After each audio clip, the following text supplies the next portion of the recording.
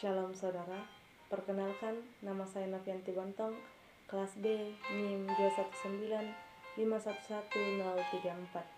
Saya kuliah di Universitas Kristen Indonesia Toraja. Adapun tujuan dari pembuatan video saya kali ini untuk memenuhi salah satu tugas kuliah saya, yaitu mata kuliah Dogmatika 1, Pengakuan Iman. Di sini saya akan membahas tentang inti pengakuan Gereja Toraja yang diampu oleh Bapak Pendeta Alfius Pasuni. Sebelum saya membahas lebih jauh lagi tentang apa inti sebenarnya dari pengakuan Gereja Toraja, saya juga akan menjelaskan tentang apa itu pengakuan atau yang sering kita sebut dengan credo. Pengakuan iman atau credo menurut Kamus Besar Bahasa Indonesia mempunyai dua arti, yaitu yang pertama merupakan pernyataan kepercayaan atau keyakinan, dan yang kedua merupakan dasar tuntutan hidup. Credo atau pengakuan iman merupakan pernyataan atau pengakuan rangkuman suatu kepercayaan. Dalam bahasa Latin, credo berarti aku percaya. Syahadat adalah kesaksian dan pengakuan atau ikrar yang benar yang diikrarkan dengan lisan dan dibenarkan dengan hati. Credo adalah syahadat atau pengakuan iman yang memuat pokok-pokok iman kepercayaan orang Kristen. Pengakuan tersebut memberikan fondasi yang dapat dipakai dalam kejelasan iman Kristen dan dapat juga dipakai untuk menilai pandangan atau membedakan ajaran yang sesat. Credo dalam perspektif karismatik itu penting, namun tidak dapat dijadikan sebagai sumber akhir dan penentu kebenaran Kristen. Credo bisa saja salah, dan itu bisa direvisi atau perbaikan secara berskala, tetapi tetap patuh pada otoritas Alkitab. Credo digunakan sebagai alat untuk mendefinisikan kepercayaan suatu gereja yang membedakannya dari gereja-gereja yang lain. Hal ini bertujuan memberikan penekanan khusus terhadap ajaran-ajaran tertentu yang dipercayai yang belum dimuat dalam credo-credo sebelumnya. Inti dari pengakuan Gereja Toraja ialah pengakuan gereja yang yaitu Yesus Kristus itulah Tuhan dan Juru Selamat, yang dijabarkan melalui garis pemikiran.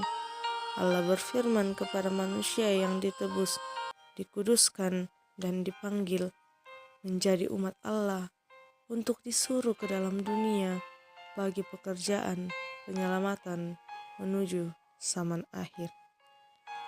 Penjelasan selanjutnya tidak mempunyai peranggapan bahwa segala sesuatu sudah akan jelas, karena penjelasan ini hanya menonjolkan pokok-pokok yang penting. Bab demi bab, ada butir-butir dari pengakuan ini yang tidak perlu dijelaskan karena dianggap sudah jelas.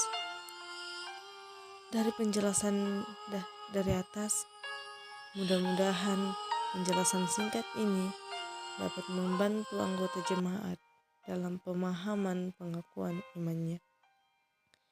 Yesus Kristus itulah Tuhan dan Juru Selamat. Dari sini kita perlu memperhatikan istilah itulah.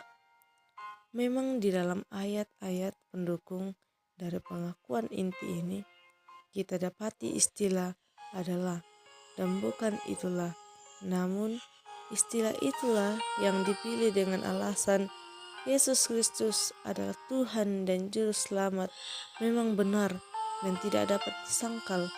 Tetapi kalau kita sungguh-sungguh mau mengaku secara relevan di tengah-tengah lingkungan kita, maka pengakuan itu baru merupakan pernyataan yang netral, belum merupakan suatu pilihan. Yesus Kristus adalah Tuhan dan Juru Selamat memang benar, tapi itu bukan berarti bahwa selain Yesus tidak ada lagi Tuhan dan Juru Selamat lainnya. Disinilah letak persoalannya. Di dalam kehidupan kita, terdapat banyak kuasa yang ingin pula diakui sebagai Tuhan dan Juru Selamat. Di dalam kehidupan manusia, umumnya mungkin di dalam kehidupan kita sendiri, terdapat saingan-saingan Kristus sebagai Tuhan dan Juru Selamat, penyelamat hidup kita. Yesus ingin kita mengakui dalam kehidupan kita bahwa hanya ada satu Tuhan, yaitu Yesus, Tuhan dan Juru Selamat kita yang hidup. Ia yang selalu ada untuk kita anak-anaknya yang ada di bumi ini. Sampai sedemikian jauh penjelasan saya mengenai inti pengakuan Gereja Toraja. Kurang lebihnya saya mohon maaf. Tuhan Yesus menyertai kita semua.